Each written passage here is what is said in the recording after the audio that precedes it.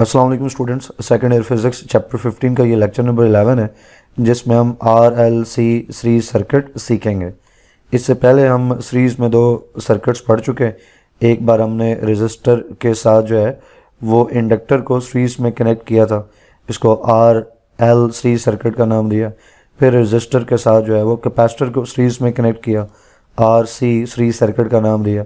और अब R के साथ जो है वो दोनों यानी इंडक्टर भी और कैपेसिटर भी सीरीज़ में मिलाएंगे तो ये बन जाएगा RLC सीरीज सर्किट। अगर आपको प्रीवियस दो जो सर्किट्स हैं सीरीज सर्किट्स वो कवर्ड है तो आप देखोगे कि RLC सीरीज सर्किट जो है इसका भी बेसिक पैटर्न जो है वो वही है, इसकी बेसिक आउटलाइन जो है वो बाकी दोनों की तरह ही है। तो चलिए लेक्चर का आगाज़ करते हैं। पहले हम डिफ़ाइन कर लेते हैं सर्किट को।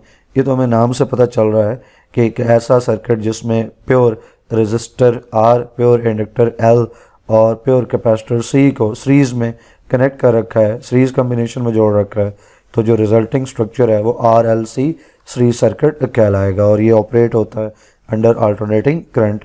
और दूसरी हेडिंग हम इसमें एक्सप्लेनेशन की ले रहे हैं, प्रीवियस दो लेक्चर्स में भी ऐसे ही था, यहाँ पे भी ऐसे ही है। तो पहले डायग्राम बना लेते हैं। यहाँ पे आप देखो रेजिस्टर है, इंडक्टर है और फिर कैपेसिटर है, इनको सीरीज में जोड़ लिया तो ये RLC सीरीज सर्किट जिसको फिर पूरे सर्किट को कनेक्ट कर रखा है एक अल्टरनेटिंग सोर्स ऑफ वोल्टेज के साथ। साथ ही आप इनकी जो है वो डायग्राम भी देख रहे हैं, फेजर डायग्राम इन वेरिएबल्स के लिए। तो डायग्राम अगर प्रीवियस दो डायग्राम्स आपने बनाना सीख लिए हैं प्रीवियस दो लेक्चर्स में तो ये भी मुश्किल नहीं होना चाहिए, मैं आपके लिए एक्सप्लेन कर देता हूँ। स्टूडेंट्स, हमें आगाज़ लेना है एक रेफरेंस लाइन से एक्स एक्सिस के ऊपर। तो हम चुनते हैं उस कंपोनेंट को जिसमें वोल्टेज और करंट जो है ये इन फेज़ हो। तो हम जानते हैं कि जो रेजिस्टर है इसमें वोल्टेज और जो करंट है ये वोल्टेज और करंट R में इन फेज़ होते हैं। लिहाजा स्टूडेंट्स एक्स एक्सिस के ऊपर हम एक लाइन जो है वो ड्रॉ कर रहे हैं और ये लाइन जो एक्स एक्सिस के ऊपर हमने ड्रॉ की है ये ना सिर्फ वोल्टेज को रिप्रेजेंट करेगी बल्कि करंट को जो है वो भी रिप्रेजेंट करेगी रेजिस्टर के लिए, R के लिए, और बाकियों का जो करंट है उसको भी हम यहीं प्रेफर करेंगे। तो यहाँ पे आप देख सकते हो कि स्टूडेंट्स इसको VR भी लेबल किया है और यहाँ से आगे इसको हमने I लेबल किया है, यानी रेजिस्टर में जो वोल्टेज है और I इन फेज़ हैं तो एक ही लाइन एक ही एक्सिस के ऊपर आएंगे। तो बाकियों को हम देखते हैं कि वो लीड कर रहे हैं या लैग कर रहे हैं, करंट के रेफरेंस है तो उनको अकॉर्डिंगली ड्रॉ करते हैं। अगर हम L की बात करें तो L में जो वोल्टेज ड्रॉप है उसको VL से रिप्रेजेंट करते हैं। हम जानते हैं कि जो इंडक्टर है उसमें VL जो है वो लीड कर रहा होता है करंट को, तो VL चूँकि लीड कर रहा होता है तो इसको ऊपर ड्रॉ करेंगे। तो जो करंट वाली रेफरेंस लाइन है उसमें आप देखो कि जो VL है उसके साथ जो है ऊपर की तरफ इसको ड्रॉ किया और 90 डिग्री का एंगल के साथ जो है वो हमने इसको ड्रॉ किया है इस वेक्टर को। उसकी वजह ये क्या है? उसकी वजह ये है कि जो इंडक्टर है उसमें V और करंट जो है वो 90 डिग्री आउट ऑफ फेज होते हैं। तो V एक तो लीड कर रहा है तो ऊपर V के लिए ड्रॉ किया VL, और सेकेंडली हमने इसको 90 डिग्री के साथ ड्रॉ कर लिया। अब जहाँ तक बात C की है तो इसके अक्रॉस जो वोल्टेज है उसको हम VC से रिप्रेजेंट करेंगे। और करंट के रेफरेंस से बात करें तो कैपेसिटर में जो VC है वो लैग करता है, तो लैग करता है तो उसको नीचे बनाएंगे। तो आप देखो कि जो करंट वाली रेफरेंस लाइन है उससे नीचे की तरफ हम छोटी सी लाइन जो है वो ड्रॉ कर रहे हैं, किसके लिए? VC के लिए। तो नीचे इसलिए इसको बनाया क्योंकि ये स्टूडेंट्स लैग कर रहा है तो नीचे बनाएंगे। अब हमने कुछ और लाइनें जो है उनको रेफ़र करना है। अब आप गौर से देखो तो जो VL है स्टूडेंट्स यहाँ पे ड्रॉ किया और नीचे जो VC ड्रॉ किया एक दूसरे के अपोजिट नहीं है। VL ऊपर की तरफ है तो VC नीचे की तरफ है। तो हम इनको जब अपोजिट कह रहे हैं तो इसका मतलब है इनको माइनस कर सकते हैं।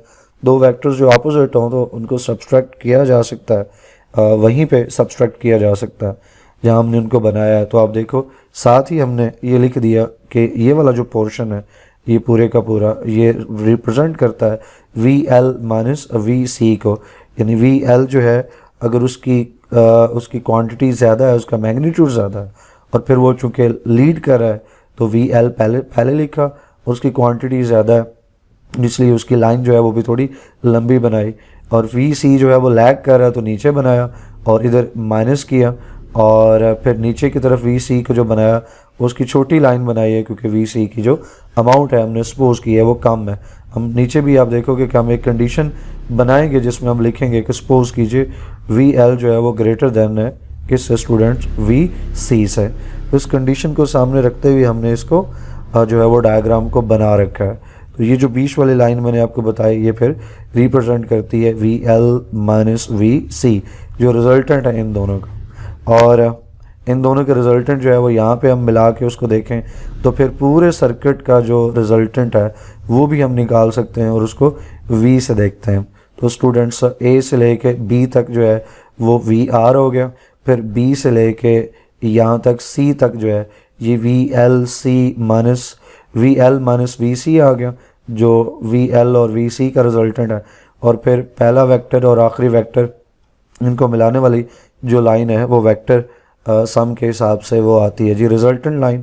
तो इस रिजल्टेंट वोल्टेज को निकालना है, लेकिन पहले ये तमाम चीज़ें जो है वो हम मेंशन कर देते हैं। तो स्टूडेंट्स आर एल और सी सीरीज में, लिहाजा इन तीनों में से करंट जो है वो सेम रहेगा, वोल्टेज ड्रॉप अलग अलग होगा और जो रिजल्टेंट वोल्टेज है वो हमने निकालना है। तो वी आर, वी एल और वी सी जब इन तीनों का जो वेक्टर सम है वो हम लेंगे तो हमें रिजल्टेंट वोल्टेज भी मिल जाएगा। अब उसी की तरफ हम पहले सब एडिंग ले रहे हैं। तो स्टूडेंट्स जो हम बात करें अलग से एक प्योर रेजिस्टिव सर्किट आर की, तो उसके अक्रॉस जो वोल्टेज होगा उसको वी आर से रिप्रेजेंट करेंगे और ये भी कि वो V R equal to I R है, ये भी हम जानते हैं। और ये भी हम जानते हैं, पीछे बारहा जिक्र हो चुका कि रेजिस्टर के अंदर जो वी आर और आई हैं ये इन फेज़ होते हैं, इन दोनों के दरम्यान में फेज़ डिफरेंस ज़ीरो होता है। इसी तरह अगर इंडक्टर के लिए बात करें तो potential drop V L equal हो जाएगा आई एक्स एल के। और इंडक्टर में अभी ऊपर भी हमने देखा, प्रीवियसली भी सीख चुके कि वी एल लीड करता है आई को बाय 90 डिग्री। वी सी के केस में बात जो है मुख्तलिफ हो जाएगी और सी के क्रॉस जो वोल्टेज है वी सी इक्वल हो जाएगा आई एक्स सी के। और हम जानते हैं कि कैपेसिटर में जो वोल्टेज है वो लैग करता है आई से बाय 90 डिग्री। और वी एल और वी सी को कंपेयर करें तो डायग्राम में देखा कि 180 डिग्री आउट ऑफ फेज़ हैं। आप देखो वी एल जो है इसको ऊपर की तरफ ड्रॉ किया और वी सी नीचे की तरफ, अपोजिट है एक दूसरे के, तो 180 डिग्री का इनमें फेज़ डिफरेंस मौजूद है। वही चीज़ यहाँ पे हमने लिख दी। अब स्टूडेंट्स अगर वी एल और वी सी को देखें, इनकी वैल्यूज़ को एडजस्ट करें तो ये जो सर्किट हमने बनाया है जिसको हम R L C free circuit कह रहे हैं, इस आर एल सी सर्किट को हम इंडक्टिव भी बना सकते हैं, कैपेसिटिव भी बना सकते हैं, adjusting the value of V L और वी सी। इन दोनों में से आप किसको बड़ा करते हो? अगर वी एल को आप बड़ा करते हो तो एल इंडक्टर के लिए, इसका मतलब है ओवरऑल जो सर्किट है वो इफ़ेक्टिवली इंडक्टिव होगा, इंडक्टिव सर्किट के तौर पे बिहेव करेगा। और जो वी सी है इसकी अगर आप वैल्यू बड़ी कर देते हो तो फिर ओवरऑल जो सर्किट है वो इफ़ेक्टिवली कैपेसिटिव सर्किट होगा, उसमें कैपेसिटेंस का जो रोल है वो ज़्यादा नुमायाँ होगा। तो depending upon the magnitude of V L और वी सी सर्किट आपका जो है वो इफ़ेक्टिवली इंडक्टिव हो सकता है, इफ़ेक्टिवली कैपेसिटिव हो सकता है। हमने दोनों में से किसी एक को चूज़ करना है यहाँ पे, तो हम चूज़ कर लेते हैं कि फ़र्ज़ कीजिए हमारा सर्किट जो है वो इफ़ेक्टिवली इंडक्टिव है, मतलब वी एल की वैल्यू जो है वो वी सी से ज़्यादा है। तो ये कंडीशन हम यहाँ पे मेंशन कर रहे हैं, ऊपर भी हमने इसका जिक्र किया जब डायग्राम ड्रॉ कर रहे थे, समझ रहे थे उस वक्त। तो ये कंडीशन लगा दी, तो जो नेट वोल्टेज ड्रॉप है एल सी कम्बिनेशन, एल और सी सिर्फ इनको भी कंपेयर कर रहे हैं क्योंकि यहाँ पे कंडीशन इन्हीं को लेकर ड्रॉ की।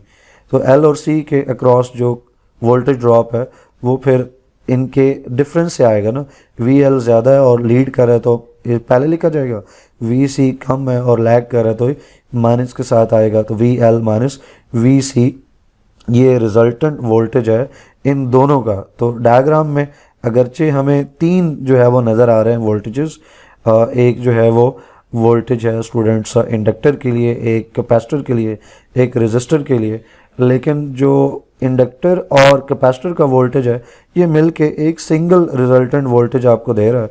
तो इस सिंगल रिजल्टेंट वोल्टेज को आप इस्तेमाल करोगे नेट वोल्टेज जो है वो निकालने के लिए। तो ये एक आपकी ट्रायंगल बन जाएगी जो ए बी सी ट्रायंगल कहलाएगी। इसके ऊपर आप पाइथागोरस थ्योरम जो है वो अप्लाई करोगे, जैसा आप प्रीवियस दो सीरीज सर्किट में अप्लाई कर चुके हैं। जो स्टूडेंट्स जो अप्लाइड वोल्टेज है वो हमने निकालना हो तो फिर फेज सम आएगा ना, फेजर सम या वेक्टर सम किसका, एक तो वी आर हो गया और बाकी जो दोनों हैं वी एल और वी सी वो कंबाइन होके रिजल्टेंट दे रहे हैं आपको। तो आप इन दो को वी आर और बाकी दो का जो रिजल्टेंट है इन दोनों को मिला के एक सिंगल रिजल्टेंट आप पूरे सर्किट का निकालोगे जो कि नेट अप्लाइड वोल्टेज होगा सर्किट के लिए। तो जो ट्रायंगल अभी आपने देखी ए बी सी ट्रायंगल जो डायग्राम में मौजूद है ए बी सी, इसके ऊपर अप्लाई कर रहे हैं। यहाँ पे जो बेस है वो वी आर है और जो परपेंडिकुलर है वो वी एल माइनस वी सी है और जो हाइपोटेन्यूज है वो वी है। तो इसके ऊपर पाइथागोरस थ्योरम जो है वो अप्लाई कर रहे हैं हम, और पाइथागोरस थ्योरम अप्लाई किया फिर दोनों तरफ हम यकीनन जो है वो आपको पता होगा इस लेवल पे पाइथागोरस थ्योरम अप्लाई करने का, तो मैं नहीं जा रहा उसकी डिटेल्स में। एनीवेज दोनों तरफ आप स्क्वायर रूट लीजिए, दोनों तरफ स्क्वायर रूट आप लीजिए तो स्टूडेंट्स लेफ्ट हैंड साइड पे आप स्क्वायर रूट को स्क्वायर से कैंसिल करके वी जो है वो अकेला लिख दें और राइट हैंड साइड पे आप स्क्वायर पहले रखें और फिर वैल्यूज पुट करें आप वी आर की, वी एल और वी सी की रिस्पेक्टिव वैल्यूज पुट कर लें जो हम प्रीवियस 2 लेक्चर से पुट करते आ रहे हैं। तो स्टूडेंट्स यहाँ पे वैल्यूज पुट करने के बाद आप स्क्वायर इनका सॉल्व कीजिए। तो आई आर उसका जो स्क्वायर उसको सॉल्व करें, आई स्क्वायर आर स्क्वायर हो जाएगा। इधर एक साथ ही हम सॉल्व करें तो इन दोनों में आई है वो कॉमन होके स्क्वायर के साथ, क्योंकि साथ हम स्क्वायर सॉल्व कर रहे हैं, और फिर एक्स एल स्क्वायर और एक्स सी स्क्वायर आपस में माइनस के रिलेशनशिप के साथ रहेंगे। चाहे तो आप इस अलजबरा के फार्मूले के साथ सॉल्व कर लो, चाहे तो आप इसको सिंपली ट्रिक के साथ इसको सॉल्व कर लो कि आई जो है वो कॉमन ले लिया तो स्क्वायर में भी आई कॉमन ही होगा, और फिर एक्स एल और एक्स सी पहले माइनस में है तो स्क्वायर के बाद भी आप इन्हें होल स्क्वायर आप माइनस के साथ ही इनको रख लीजिए और फिर इनका होल स्क्वायर आ गया। अब फर्दर स्टूडेंट आप देखो तो आई स्क्वायर है और यहाँ पे भी आई स्क्वायर है, दो टर्म्स बन गई ना, ये दो जो टर्म्स बन गई हैं इनमें आई स्क्वायर अब कॉमन है। तो ये जो कॉमन आई स्क्वायर है इसको आप कॉमन निकाल लोगे, तो यहाँ से आई स्क्वायर, यहाँ से आई स्क्वायर, इसका स्क्वायर रूट दे के अलग कर लिया, बाकी यहाँ पे आर स्क्वायर और फिर ब्रैकेट के अंदर एक्स एल माइनस एक्स सी स्क्वायर आ जाएगा। जिस तरह नॉर्मल आप कॉमन निकालते हो दो टर्म्स में से वैसे ही यहाँ पे, और फिर स्क्वायर रूट और स्क्वायर कैंसिल कीजिए आई के लिए और बाकी सारी चीज़ें जो है वो उसी तरह राइट हैंड साइड पे स्क्वायर रूट के नीचे मौजूद रहेंगी। स्टूडेंट्स अब हमने ये जो फैक्टर है बीच में एक्स एल माइनस एक्स सी और इसका स्क्वायर मौजूद है, इसको हमने थोड़ा सिंप्लीफाई करना है तो उसको हम एक नाम देते होते हैं एक्स एल माइनस एक्स सी, इसको हम रिएक्टेंस कहते होते हैं। तो एक्स एल माइनस एक्स सी इस सर्किट की रिएक्टेंस है, इसको एक्स से डिनोट करेंगे। तो ये जो पूरा पार्ट है एक्स एल माइनस एक्स सी, इसकी जगह फिर अब हम एक्स लिख सकते हैं, हमने रेफर कर दिया तो इस पूरी की जगह एक्स लिख दिया। स्क्वायर मौजूद है तो आप स्क्वायर यहाँ पे भी रखेंगे और अगले टाइम पे यानी नेक्स्ट स्टेप में आप आई को सेपरेट करोगे तो ये पूरा जो पार्ट है ये लेफ्ट हैंड साइड पे आके जो है वो डिवाइड कर देगा वी को, तो V over under root of R square plus X square हो जाएगा।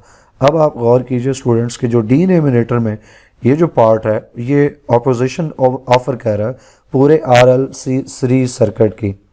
जो एक्स के ऊपर हमने जिक्र किया ना, जो हमने रिएक्टेंस कही, ये तो दो चीज़ों को मिला के ना, एक इंडक्टर के लिए और एक कैपेसिटर के लिए, इन दोनों को मिला के जो नेट रिएक्टेंस है वो आ गई और उसको एक्स से डिनोट किया।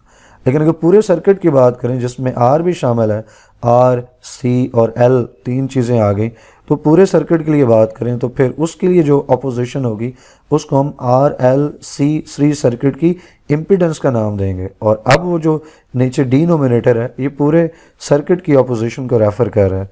तो ये जो फैक्टर है ये अपोजिशन है जिसका सामना करंट को करना पड़ेगा जब current R L series circuit से पास होगा, और इसको आप impedance of R L series circuit का नाम दोगे। और इम्पीडेंस को हम जी से डिनोट करते आ रहे हैं और जी से यहाँ पे भी डिनोट करेंगे, चूँकि इम्पीडेंस अपोजिशन है तो इसकी डायमेंशन वही है जो रेजिस्टेंस की डायमेंशन होती है, लिहाजा इसको आप ओम्स में ही मेजर करते हो। तो जहाँ नीचे डिनोमिनेटर में ये पूरा फैक्टर है उसको हटा के उसकी जगह हम जी लगा देंगे, तो I equal to we over जी हो जाएगा। अब हम जैसे प्रीवियस 2 लेक्चर्स में सीख चुके हैं कि ये इम्पीडेंस निकालने के बाद और I equal to we over जी करने के बाद हम मूव करते हैं फेज एंगल की तरफ। तो स्टूडेंट्स प्रीवियस लेक्चर्स की तरह यहाँ पे भी आप देखोगे कि फेज़ एंगल जो आपको निकालना है, फेज़ डिफरेंस जो निकालना है वो 10 के फंक्शन से निकालना है। आपने वेक्टर सम किन दो वेक्टर्स का किया, एक आपने वेक्टर लिया वी एल माइनस वी सी, दूसरा जो वेक्टर है वो वी आर है। अब स्टूडेंट्स ये जो दो वेक्टर्स हैं जिनका आप सम ले रहे हो, तो इन्हीं को आप 10 फंक्शन से जो है वो रिलेट करोगे। 10 फंक्शन होता है स्टूडेंट्स परपेंडिकुलर ओवर बेस, तो परपेंडिकुलर है वी एल माइनस वी सी और बेस है वी आर। यहाँ पे भी आप 10 फंक्शन में जब 10 फाई लिखोगे तो V L minus V C perpendicular और वी आर बेस आ जाएगा। अब ये कि ये जो फेज़ एंगल है ये कहाँ पे मौजूद है और ये कौन सा फेज़ एंगल है, तो स्टूडेंट्स हम जानते हैं कि जब एक रेजिस्टर है उस रेजिस्टर में जो V और I इन फेज़ हैं, लेकिन एक कैपेसिटर में V और I जो है वो आउट ऑफ फेज़ हैं, V जो है वो लैग करता है, और एक इंडक्टर में भी V और I जो है वो आउट ऑफ फेज़ हैं और V जो है वो लीड कर रहा है वहाँ पे। लेकिन जब ये कम्बिनेशन बन रहा है सीरीज़ में R L C series circuit बना, तो पूरे कम्बिनेशन में जो रिजल्टेंट वोल्टेज है और जो करंट है क्या वो आउट ऑफ फेज़ है या इन ऑफ फेज़ है, इन फेज़ है। तो उसके लिए आप देखो तो जो रिजल्टेंट वोल्टेज V है उसको आप स्टूडेंट्स जहाँ पे आपने करंट ड्रॉ कर रखा है उसके साथ कंपेयर करो तो इन दोनों के दरम्यान में एक एंगल मौजूद है फाई का। इसका मतलब है आउट ऑफ फेज़ है। आउट ऑफ फेज़ है तो इसमें लीड कौन कर रहा है, V या I? तो आप देखो कि जो V है वो एक्स एक्सिस से ऊपर की तरफ मौजूद है, तो V लीड कर रहा है I को बाय एंगल फाई। इसी एंगल को हम स्टूडेंट्स नाम दे रहे हैं फेज़ एंगल का, और ये 10 फंक्शंस हम कैलकुलेट कर रहे हैं। 10 फाई और इधर रिलेशनशिप बना ली हमने, और 10 को दूसरी तरफ ला के इन्वर्स कर लीजिए, फिर आप वैल्यूज़ पुट कर लीजिए यहाँ पे वी आर की, वी एल और स्टूडेंट्स वी सी की वैल्यूज़ पुट कीजिए। ऊपर आप न्यूमिनेटर में आई को कॉमन ले लीजिए और फिर आई को जो न्यूमिनेटर में उसके डिनोमिनेटर में मौजूद आई से कैंसिल कर दें, तो आपके पास एक रेशो बन जाती है जिसमें X L minus X C divided by R है। ये स्टूडेंट्स जो रेशो है ये इंडिकेट करती है स्टूडेंट ओवरऑल जो फेस एंगल है उसको। ये रेशो जितनी बड़ी होगी तो जो रिज़ल्ट है 10 इन्वर्स से मल्टीप्लाई होकर उतना बड़ा होगा, और ये रेशो जितनी छोटी होगी तो उसका मतलब ये है कि जो रिजल्टेंट जो फाइनल आंसर है वो उतना छोटा आएगा। तो जो फेज़ एंगल है वो इस रेशो के ऊपर डिपेंड कर रहा है, एक तरह से डायरेक्टली प्रोपोर्शनल है कि ये रेशो जितनी बड़ी फेज़ एंगल भी उतना ज़्यादा होगा। स्टूडेंट्स इस रेशो को हम फर्दर सिंप्लीफाई कर सकते हैं ना, क्योंकि अगर हमने ऊपर देखा कि एक्स एल माइनस सी इसको हमने रिएक्टेंस का नाम दिया और x के इक्वल लिखा, तो उसको दोबारा हम यूज़ कर सकते हैं। x के इक्वल इसको लेके तो जो न्यूमिनेटर है उसकी जगह रिएक्टेंस x हमने लिख दिया। तो इस तरह से हमारे पास आ गया है जी फार्मूला फेज़ एंगल या फेज़ डिफरेंस का। अब आते हैं पार्ट सी की तरफ, जो लास्ट पार्ट है जिसमें हमने पावर जो है वो देखनी है।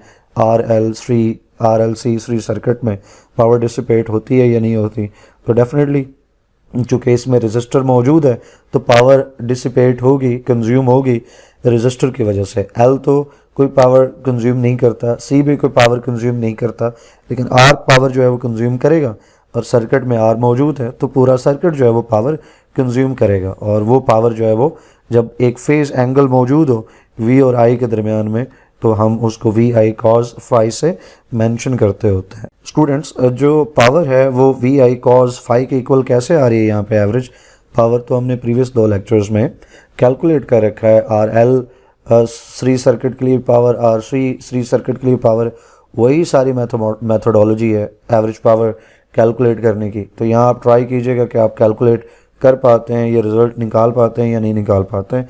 जहाँ पे आपको मुश्किल आएगी वहाँ पे आपको हिंट दे रहा हूँ यहाँ पे, तो आप यहाँ पे 3 वेरिएबल्स नहीं बनाओगे पावर के लिए कि आप वी सी की पावर जो 0 है और फिर वी एल की जो पावर डिसिपेशन एक साइकिल के लिए 0 है, वी आर की जो है वो इक्वल होती है वी एम आई एम के।